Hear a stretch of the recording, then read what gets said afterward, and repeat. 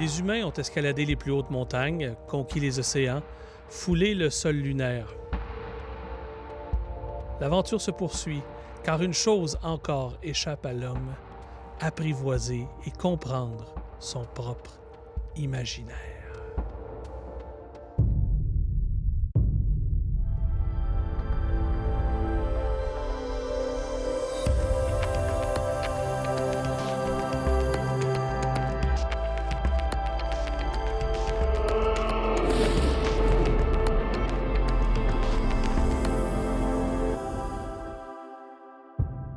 Dans les forêts du Québec, il y a des créatures fantastiques partout. Qu'on se promène de région en région, il y en a partout. Qu'on pense au gueulard, au jack mistigris, à la haire, aux arbres qui saignent même, on peut pas dire que ce qui sort des forêts du Québec comme créature, c'est très positif. Les Québécois, malgré le fait qu'ils aiment leur forêt, qu'ils adorent leur terre, ont gardé une angoisse profonde, une peur viscérale de ce que les arbres leur cachent.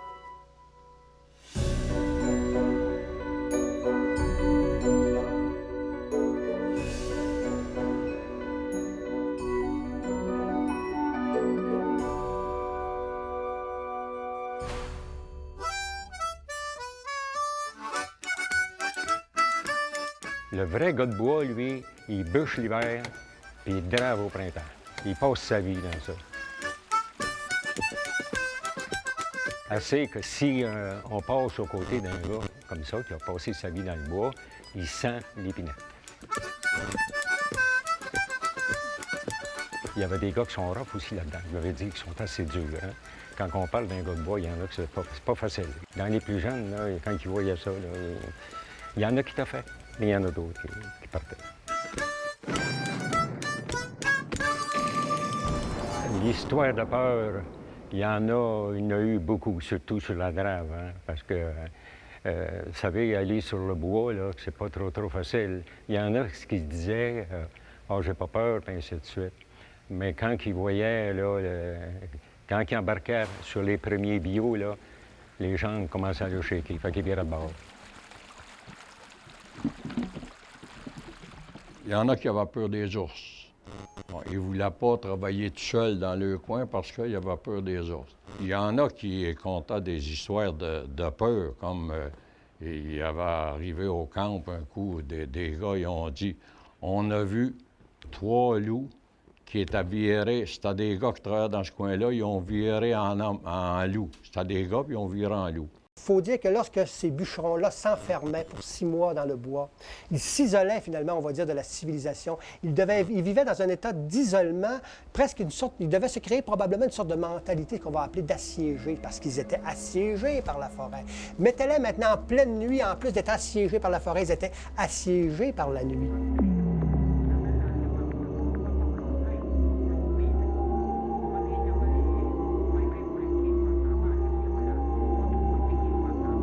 Moi, quand j'ai commencé, vous vouliez pas, j'avais 18 ans, 17-18 ans. Et puis, vous savez, quand vous arrivez d'une place inconnue, avez-vous une idée comment que vous vous sentez? Moi, c'est épouvantable. Moi, je le sais. Puis, mais moi, je me suis dit, si je redescends, je vais avoir honte. Je m'en vais toffer. Je vais endurer jusqu'au bout. Moi, je me suis rendu compte, par mes recherches, là, que là où il y a beaucoup d'hommes qui travaillent ensemble, ils se développent des esprits particuliers. Il y a différents types selon les lieux. Et en forêt, c'est souvent des esprits qui viennent punir, qui sont dans les forêts. Et ils viennent punir les gens, surtout, qui commettent, qui ne suivent pas l'ordre établi, ou surtout, c'est en rapport avec la religion. C'est que les hommes en forêt n'allaient plus à la messe, ils sacraient. La peur, c'est l'imagination. Puis l'imagination puis l'ignorance, c'est... Quand on n'est pas vraiment au courant des mœurs et habitudes de certains animaux, ça va nous les faire paraître plus gros ou plus épeurants que ce qu'ils sont. La peur, ça vient beaucoup de l'ignorance. Ah! Le feu follet. Il y avait un type, il était de votre grandeur, 6 pieds quelque chose, là. Et puis, il ne paraissait pas être peureux du tout, du tout. Ça fait qu'un soir, ça c'était au début d'octobre. Fait que, il dit, on va-tu prendre une marche sur le chemin de fer? Ben oui, il y avait un chemin de fer proche. On s'en va sur le chemin de fer, on marchait comme ça. Tout d'un coup, il voit un feu. Un feu. Puis ça, c'est d'une coulée, c'était comme une coulée. Hein? Et puis, il y avait un feu qui... Tu sais, ça fait que, hey, la peur, là, il part à cause. Je dis, qu'est-ce que tu fais là? Il dit, c'est le diable. Il dit, ah, ben là. Ben, j'ai dit non. Ça, c'est d'un feu follet, ça. C'est un gaz qui sort de la terre, mais on le voit pas le jour, mais on le voit ça le soir. Tu sais? Alors, il en shakeait, ce gars-là. Tu sais? Il était sûr que c'était le diable? Oui, il disait que c'était le diable. La forêt, c'est une chose en soi. La forêt, c'est le théâtre, c'est la scène, c'est le lieu de projection de l'imaginaire populaire.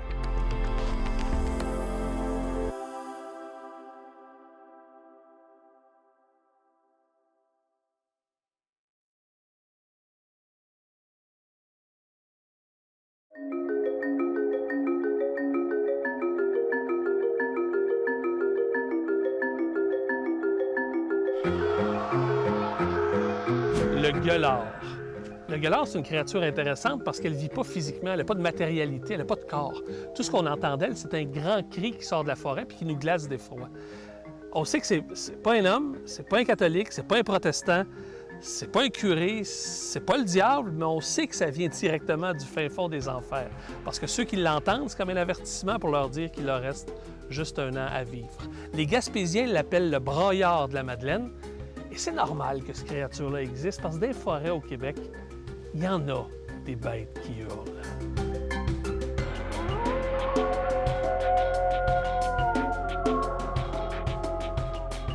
On ne sait pas tout ce que peut receler la forêt. On a beau l'explorer le jour, mais on n'est pas capable de l'explorer dans tous ses recoins. Imaginez maintenant quand la nuit s'empare de la forêt, que les bêtes de la nuit maintenant s'éveillent, qu'on ne voit pas, qu'on ne fait qu'entendre, qu'ils sont éparpillées dans l'espace. Puis comme on ne les voit pas, elles sont présentes partout, puis en même temps, elles sont présentes nulle part. Ah oui, ça hurle, ça sent bon sang. Ah, ça, vous parlez des loups, ça m'a inquiété, ça aussi. Les loups hurlaient quelque part dans la montagne, puis là, un peu plus loin. Puis là, ils avaient peur. Et le monde disait que les loups, c'était dangereux, puis ainsi de suite, puis ils se ramassaient à la gang, et puis...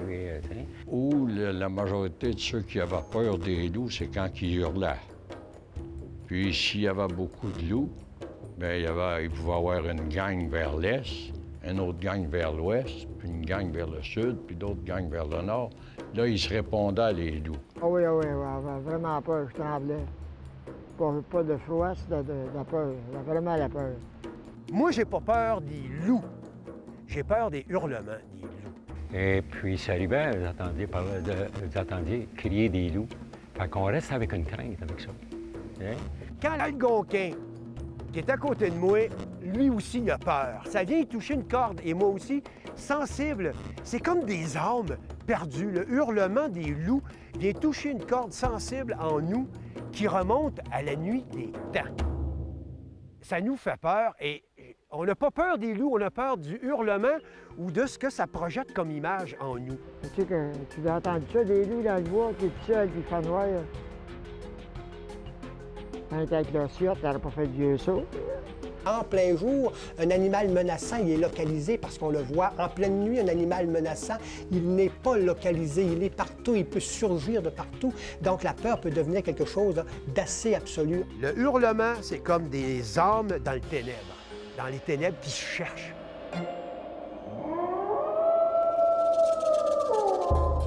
Les Jack mistigris. Bon, ceux-là se tiennent entre la région de la rivière Saint-Maurice puis l'Outaouais d'un forêt du Nord. Ils sortent la nuit, en bande, et s'amusent à exécuter des danses infernales. Sautant, roulant, culbutant, grimaçant, piaillant et ruant, ces créatures squelettiques-là se promènent en faisant claquer leurs os et en prenant des positions obscènes. Des Jack Mistigris, il y en a de toutes les tailles, de tous les gabarits. Il y en existe des ventrus, des bossus, des tordus, des fondus. La plupart ont une tête de bœuf, des cornes de caribou, un corps de serpent, des pattes de poule. Ce sont des créatures mi-homme, mi-animal qui viennent d'un autre monde. Ils peuvent être aussi recouvertes des plumages, avoir des pattes de grenouille ou se déplacer à 6 pattes comme des grosses araignées. Des créatures qui ressemblent étrangement à ce qu'on pouvait s'imaginer au Moyen Âge.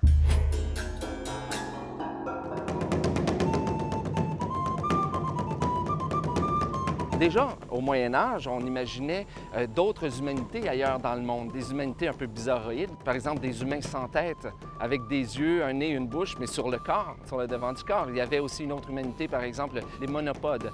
Donc, des hommes à un seul pied, mais un énorme pied. Ils se déplaçaient en sautant. Et quand il faisait trop chaud, trop soleil, bien, ils se couchaient sur le dos et ils utilisaient leurs pieds comme parasol.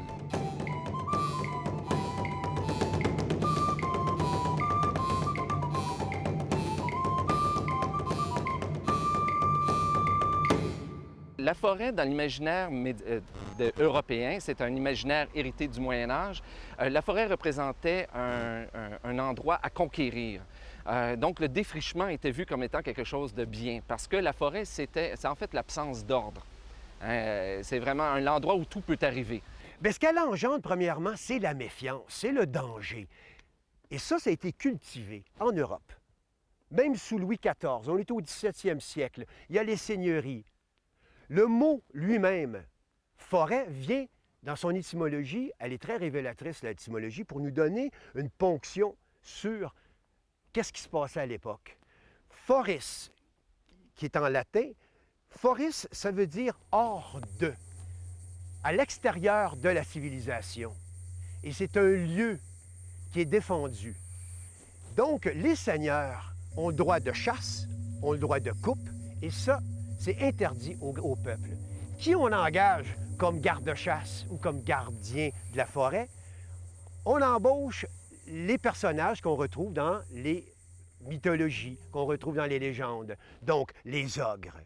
On retrouve les loups-garous, les sorciers-sorcières. C'est des lieux où les hors-la-loi vont aller se rassembler. On crée la peur.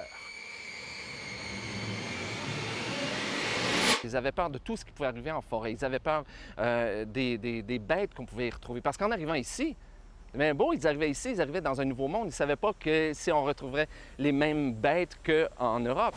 Donc, arriver ici, il n'y a que de la forêt, bien, ils ont eu peur. Tous et chacun ont eu peur. Ça, c'est évident. Mais attention, la créature fantastique a aussi une autre utilité. Ça peut être un facteur de contrôle social très important. Entre vous et moi, on ne traverse pas les frontières des pays qui sont habités par des monstres. C'est sûr qu'il y a une partie qui est pour garder un contrôle sur les gens, sur les paroissiens. Donc, les curés vont sortir, les prêtres vont sortir plusieurs histoires pour menacer les gens pour qu'ils puissent faire leur devoir religieux. Les légendes, sont porteuses. C'est des véhicules qui servent à transmettre des conseils de génération en génération. On leur met des roues, on leur met une structure, on leur met des skis pour qu'ils puissent glisser à travers le temps pour être capables de gérer l'éthique, les mœurs, toutes les formes de survie. Une autre créature fantastique étrange du Québec, une créature invisible, quand même assez grosse, à ce qu'on disait, qui se promenait dans les bois, s'appelait la hère. La hère, qu'on n'a jamais vue, en fait, il y a juste un gars qui l'a vue, qui s'appelle Pierre Desrosiers à Lanoret, qui a dit qu'elle avait une grande queue rouge et poilue. Cette créature-là se promenait autour des camps de bûcherons, puis enlevait systématiquement tous les mauvais catholiques, les sacreurs, les gars qui ne faisaient pas leur Pâques. Elle partait avec eux, puis on ne les revoyait plus jamais dans le bois. Une créature dangereuse et invisible. Il n'y a rien de pire que de faire face à un danger dont on n'est pas capable de dire le nom. Dès lors qu'on est capable de nommer sa peur, on commence à l'apprivoiser parce qu'on commence à l'identifier et on commence à la maîtriser. Et je pense que les ténèbres, c'est une sorte de magma, de chaos, de choses innommables et innommées là, qui risquent à tout moment de submerger les hommes. C'est assez curieux parce qu'on pense toujours que la civilisation peut nous garantir de la barbarie, puis il paraîtrait-il que ce n'est pas le cas. la peur suscite l'imaginaire, le bel imaginaire, l'imaginaire romanesque aussi. Et on écrit énormément de romans à l'époque sur la forêt canadienne. C'est doublement plus fort parce que d'un côté, tu as l'héritage européen, culturel, et aussi tu as l'héritage d'un nouveau monde. Il faut quand même se dire qu'il n'y a rien de mieux qu'une bonne histoire de monstre bien racontée. Adrien? Moi, j'avais un de mes amis, il était peureux dans le jour. On peut s'imaginer la nuit, là. C'est qu'il part à la chasse à la padrée en automne avec un de ses amis, puis les gars se sont perdus la nuit. Mais son ami, c'était une personne de la ville, il n'avait jamais été dans le bois. Puis là, quand il est revenu, quand il s'est, je sais pas, perdu longtemps, une journée, quand il nous a revus le lendemain matin, lui, il avait vu la bête du haut du 6. Les gars, dans la nuit, il s'était fait un feu. Il avait vu une bête avec des yeux roux. Une grosse bête, les yeux roux. Puis là, il y avait une petite carabine Winchester, puis il tirait sa bête. Puis il venait pas à bout d'abattre la bête.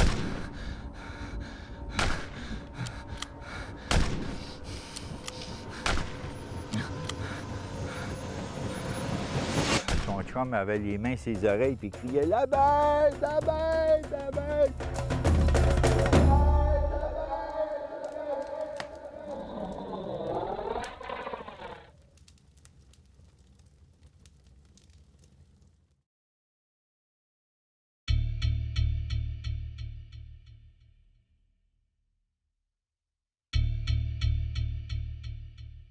OK, la bête du haut du 6, les gars tirent à carabine, ils sont poignés dans le bois, il fait noir.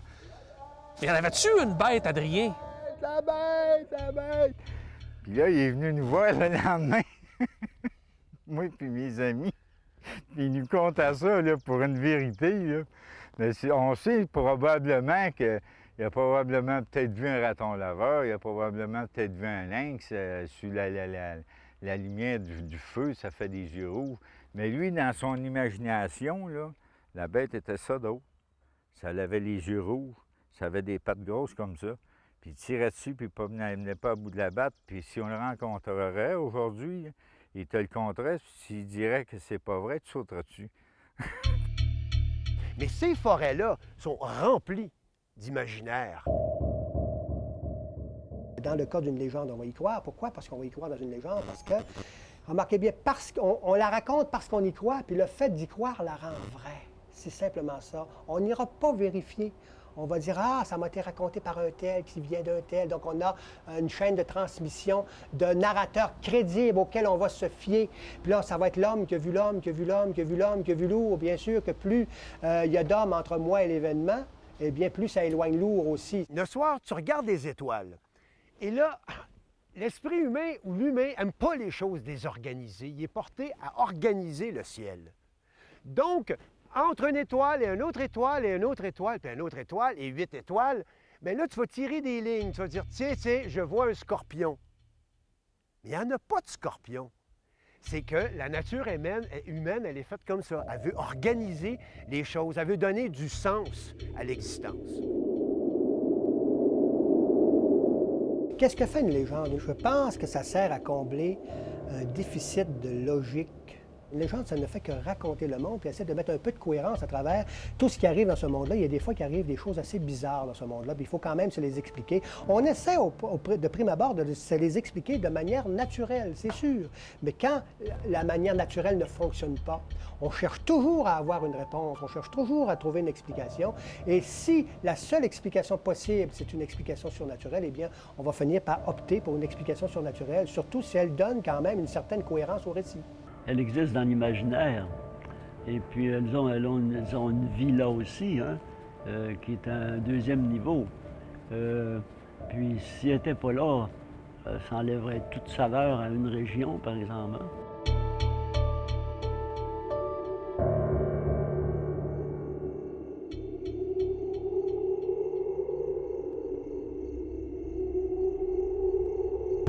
Ça se passe dans les passes dangereuses. Bon, dans les passes dangereuses, pour le Saguenay-Lac-Saint-Jean, c'est un lieu vraiment mythique, c'est un lieu lointain, c'est dans le nord du nord. C'est vraiment, on était isolés. Donc, Là, on travaillait 6 jours par semaine. Le 7e jour, bien sûr, c'était défendu de travailler à cause du 3e commandement de Dieu. Et on a affaire à un bûcheron qui, lui, veut aller travailler le dimanche parce qu'il veut grossir sa paye. Alors, malgré le fait que ce soit un dimanche, le bûcheron part, puis s'en va travailler en forêt, seul, laisse les autres au camp en train de faire leur chapelet.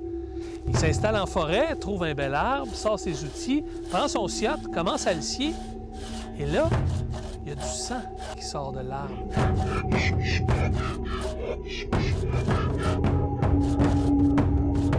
Un peu comme s'il sciait un érable au printemps.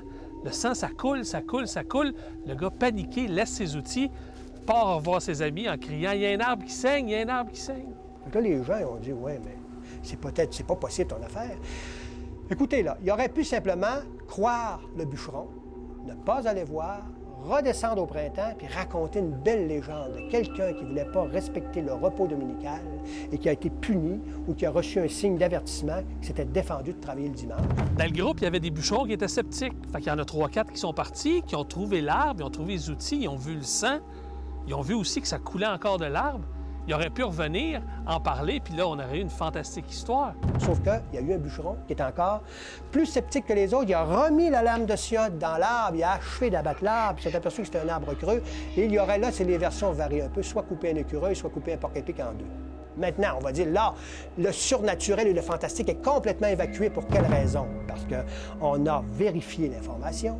Donc, ça aurait été surnaturel? Oui, puis non, parce que là, encore une fois, je pourrais toujours récupérer le surnaturel en vous disant ceci. Mais comment se fait-il que ce bûcheron-là, qui était un gros sacreur, cette journée-là, qui était un dimanche, parmi les millions d'arbres qu'il y a aux passes dangereuses, a précisément choisi cet arbre-là pour l'abattre en premier? Là, encore une fois, je récupère cet aspect fantastique et surnaturel, là, parce que là, quelque part, il y a une force qui aurait mis en rapport destructeur tel bûcheron donné avec tel arbre donné. Mais là, remarquez bien, ma proposition est complètement indécidable. Vous ne pouvez pas dire si j'ai tort ou si j'ai raison.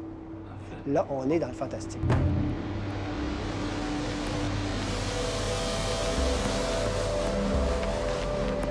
Habiter une région au Québec, ça va au-delà de sa simple installation physique dans les lieux, d'y construire sa maison, de faire partie d'une communauté, parce qu'on l'habite aussi par nos angoisses, nos peurs, mais surtout par notre imaginaire.